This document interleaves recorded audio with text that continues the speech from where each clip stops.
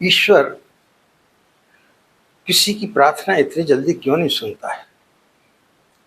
बहुत सारे हम प्रसंग सुनते हैं और उसमें ऐसा लगता है कि ईश्वर शायद लोगों की मनोकामना पूर्ण करने के लिए बैठा रहता था, उसका इंतजार करता रहता था। लेकिन आज के समय में ईश्वर सुनता क्यों नहीं है।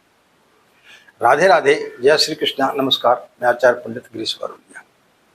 मित्रों, एक बहुत पुरानी अरबी कहानी है। एक अंधा और एक लंगड़ा था। अंधा लंगड़े को अपने कांधे पर बिठाल करके और भिक्षा अर्जित करते थे।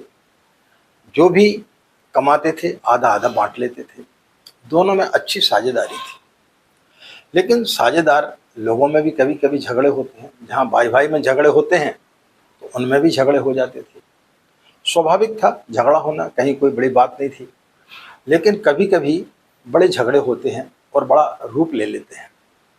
तो एक दिन क्या हुआ, दोनों ने एक दूसरे की जम के पिटाई कर दी। ईश्वर ये सब देख रहा था। ईश्वर को बड़ी दया आई। वो पहले लंगड़े के पास गया, प्रकट हुआ और बोले, भाई मैं तुझे कुछ देना चाहता हूँ। ईश्वर ने सोचा कि लंगड़े के पैर ठीक कर दिए जाए और अंधे को आंख दे दी जाए तो दोनों अपना अपना गुजारा कर लेंगे और फिर इनमें किसी प्रकार का कोई विरोध नहीं होगा, किसी प्रकार का कोई लड़ाई झगड़ा नहीं होगा। ये दया खा करके भगवान प्रकट हुए थे। उन्होंने लंगड़े से पूछा कि भाई तू क्या चाहता है, बोल, कुछ वर मांग ले।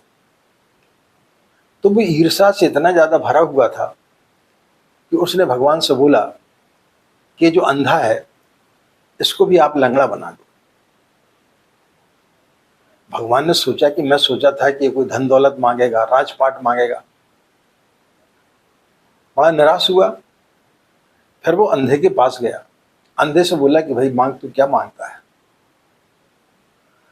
उसने बोला कि एक काम करो, ये जो लंगड़ा है ना इसको अंधा बना दो।